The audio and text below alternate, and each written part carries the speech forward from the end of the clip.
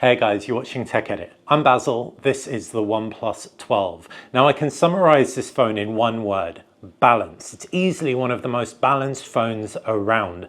How good a deal it is will depend on where you are. If you're in the US, $799, it is a steal. If you're in the UK, £849, a little bit dearer, but I'd still say it's an excellent option. And in this video, I'll tell you why. But first, if you're not already subscribed to the channel, please do. It's how you will stay on top of everything that I do. As I've mentioned before in some other videos, I've worked with Oppo before, and as Oppo and OnePlus are part of the same company, just need to do due diligence. Take what I say maybe with a pinch of salt, because I may have been influenced by something subconsciously, but I will endeavor to make sure what you see before you is my objective opinion on the OnePlus 12. I've never worked with OnePlus directly, so let's get into it. The OnePlus 12 is a pretty big phone. It's 9.15 millimeters thick, and it's also 220 grams, so definitely isn't the thinnest and definitely isn't the lightest, but that trade-off's because of the big battery and the really awesome camera system, which I'll come on to later. OnePlus does a few things to make it feel a little bit less thick than it actually is. Curves on the front and curves on the back into a rounded, curved, tapered frame. So it all kind of comes together to feel pretty normal, still chunky, but not unwieldy.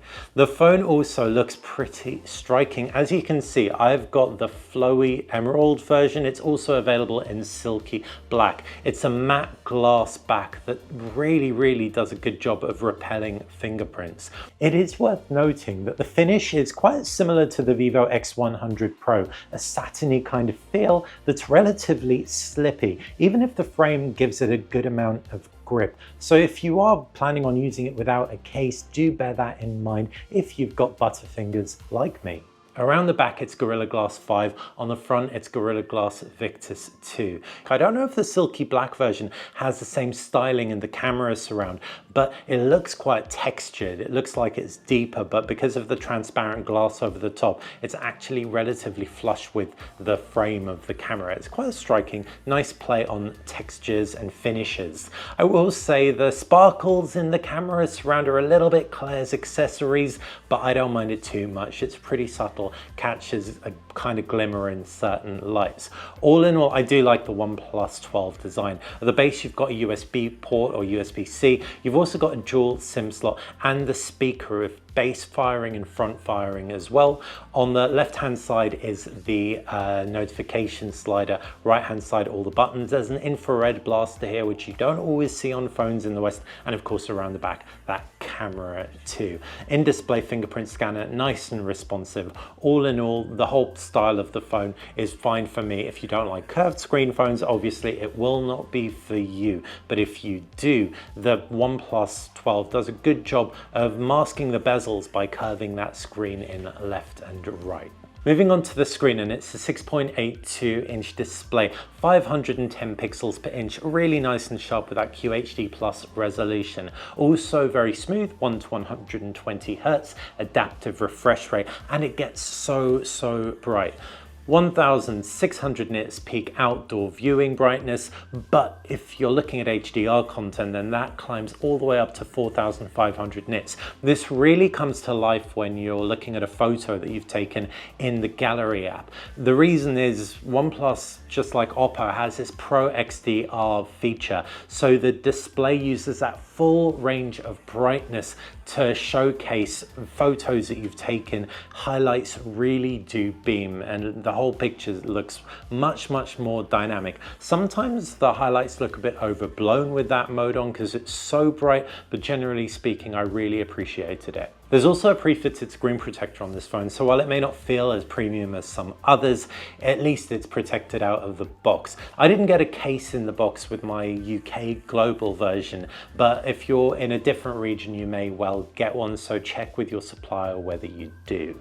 I mentioned there's a bottom and a front firing speaker. These sound fine. They're not the best speakers in the world, don't have iPhone 15 Pro Max levels of depth or ROG Phone 7 levels of oomph, but at the same time, I really like that they're actually very difficult to cover up even when gaming, even less so than the ROG Phone 8 Pro. So kudos to OnePlus for that. So the front speaker is above the selfie camera and the bottom speaker is on the right side of the USB-C port. Jumping into the phone, and you've got OnePlus's OxygenOS 14. This is really, really good. It's built on top of Android 14, so the latest version, and that's very good. App support is going to be excellent, and you've got some features that have made their way from ColorOS 14, Oppo's latest smartphone interface too. For example, if you pull in the smart sidebar, then you can access something called File Dock, which will sync files across devices that you drag in there. It's very easy to also just dock files in there, so super handy. On top of that, recent files is also in the smart sidebar, and if you're in the gallery, you can cut out a person or an animal or an object by long pressing it, just like Apple on iOS, and Samsung's just introduced it for the Galaxy S24 series in One UI 6.1, so I'm guessing we'll be seeing it on a lot more phones in the coming year. At a base level though, OnePlus's interface is very familiar. If you've used a OnePlus phone, you've got a shelf, you've got an apps tray, you've got a clean, smooth UI that really does a solid job of getting you from A to B without any hiccups.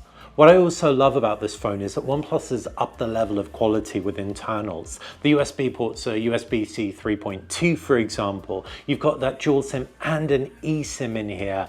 It's got 12 gigabytes of RAM, 256 gigabytes of storage starting capacity option. You also got a 16 gigabyte 512 option, which I've got here, and it's LPDDR5X RAM, UFS 4.0 storage as well, so top tier stuff. If you hook the phone up to a monitor, for example, via the USB-C port, you can also get video out, so you can game on it with a big screen, controller, super handy.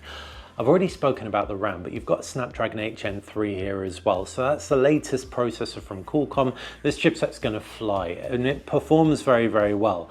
I will say I found it to run cooler than other phones I'm testing at the moment, like the ROG Phone 8 Pro and the Samsung Galaxy S24 Ultra, and I was really surprised and pleasantly surprised at that. I did notice a few more dropped frames, and after running some 3D Mark stress tests, I noticed more erratic performances after like 20 minutes, so this suggests there's a fair bit more throttling going on here. But I played Genshin Impact for hours, and while yes, I did notice dropped frames after fairly long bouts of gameplay between 20 to 40 minutes, I didn't find it impacted my gaming, and I was able to keep those max graphics settings throughout. Generally speaking, even 40 minutes, an hour in, I was still getting a very, very good looking game out of this phone. And if you've played Genshin, you know the graphics are incredible. It's the most demanding game on the smartphone right now. The mere fact it kept its cool made it more comfortable to hold than the other phones, which I really appreciated. Better still, with that 5400 milliamp battery, I was able to game for longer than other phones, and easily you'll be able to get a day out of this thing with heavy gaming and also a lot of picture taking. If you're going light, you'll be able to get 1.5 to 2 days without breaking a sweat. I really appreciate the extra battery capacity. Unlike with a Vivo X100 Pro, for example, you really notice it in this phone. Speaking of the battery, it charges at 80 watts wired, 50 watts wireless, and that might seem like a downgrade on paper versus the OnePlus 11, which had 100 watt wired charging, but the fact that didn't have wireless charging means this is still the better option. You're going to get a full charge in under half an hour, which is faster than any other mainstream flagship from Apple or Samsung, so there's no cause for complaint here. And the fast wireless charging as well, which works with a OnePlus or Oppo wireless charger, is super handy. If you don't use a dedicated Super or AirVook wireless charger, you'll be able to use any Qi charger and it just won't hit those max speeds. Wrapping up with the camera, and this is a turning point for OnePlus. The primary camera is a light 808 from Sony sensor, 1/1.4 inches. It's a big sensor, not the biggest we've seen, but with a huge wide f1.6 aperture. It lets tons of light in. Really beautiful picture quality from it. It isn't the stacked sensor that we saw on the OnePlus Open, and in certain scenes that sensor does do a better job, specifically really challenging mixed lighting. But I loved the OnePlus photo processing that is applied to the 12's photos. It does a really wonderful job of pulling out shadows without making them look unrealistic, and simultaneously balancing highlights, suppressing them, so stopping them from looking blown out without making them look muted. So generally speaking, Pixel, OnePlus, Oppo's processing is amongst my favorite out there. I definitely prefer it to Samsung's more saturated, contrasty look, which is like the kind of aesthetic you get from Motorola as well. That takes it even further. So have a look at the photos. Also have a look at my OnePlus Open review, Oppo Find N3 review. And if you like the style, you probably have a similar taste in photos to me. I talked about the style of the photos, and that applies to all three cameras, but I'm going to dive into the cameras specifically now. The main camera is really good, multifunction, 23mm wide angle. It's very wide, but what you can do in the settings to shrink that wide angle a little bit is you can choose different focal lengths. So you can set it to a default 35mm focal length, for example. I'm filming this on a 35mm. It's a photographer favorite focal length, and for me personally, I really appreciated it defaulting to that. But because it's such a large sensor, you're still going to get a really crisp shot, especially in good lighting. Onto the telephoto camera, and this is the same tele system as on the Oppo Find N3 and OnePlus Open. It's an OmniVision sensor, and it's the first time I've used an OmniVision sensor